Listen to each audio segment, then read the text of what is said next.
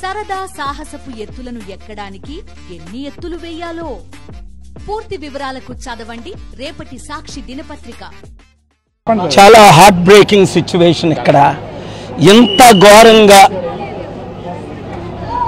వరదల్లో ఇన్ని లక్షల మంది ఇల్లు కోల్పోతారని అనుకోలే. దాదాపు 2300 మంది ప్రాణాలు కోల్పోయారని అంచనా, ఇంకెక్కువే. అదే వీరు అంటున్న మాటలు పూర్తిగా ఎవరికి తెలీదు. ఏది ఏమైనా ఇంత అనుభవం ఉన్న చంద్రబాబు నాయుడు గారు ఇప్పుడు కష్టపడుతుంది కొంచెం ముందే బాగా ప్రికాషన్ తీసుకొని ఉంటే అసలు ఈ వరదలు వచ్చేటప్పుడు ఇలాగా కావడానికి కారణం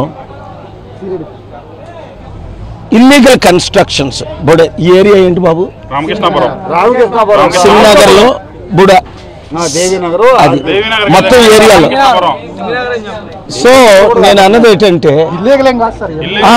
లోపల ఈ పార్క్స్ ఇక్కడే కాదు, ఎక్కడైతే వాటర్ వచ్చి మొత్తం కొట్టిపోతున్నారో హైడ్రా లాగే ముందు ఇల్లీగల్ విల్లాస్ రాజకీయ నాయకులు ఏవో ఆక్యుపై చేస్తే అదేమవుతుందంటే ఆ క్యానల్స్ చిన్నవి పెద్ద వాటర్ వెళ్ళిపోతే అది అవుట్ ఫ్లో అవ్వదు.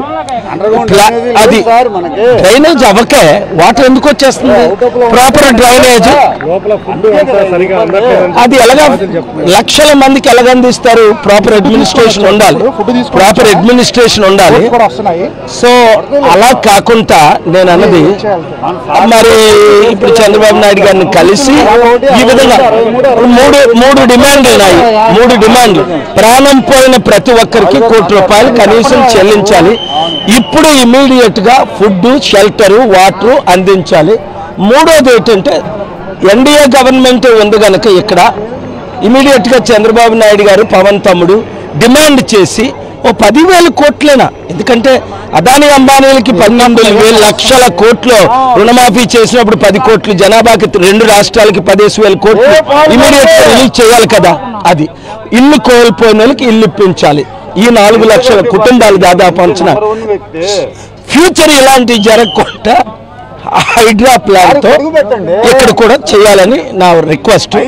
ఒకవేళ చేయకపోతే నేను కోర్టు డైరెక్షన్ తీసుకొస్తాను. Thank you.